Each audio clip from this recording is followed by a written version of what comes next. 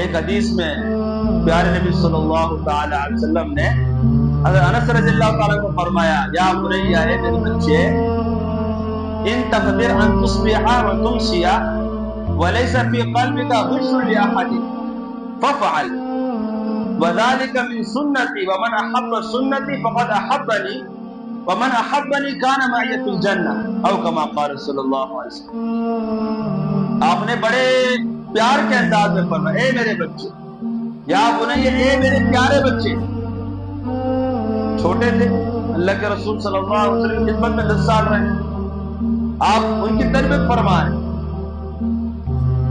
آپ تربیت فرما رہے ہیں ذمہ دار ہونے کی حیثیت سے۔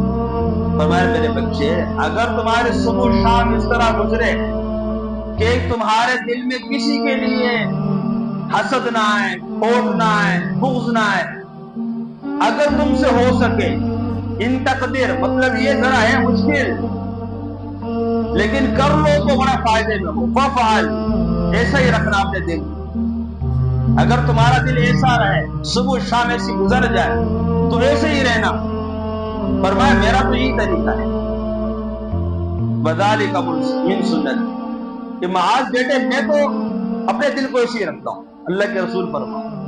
کوئی شک نہیں، تو ہمارا دل تو ایسی لوگوں کے لیے پاک ہے۔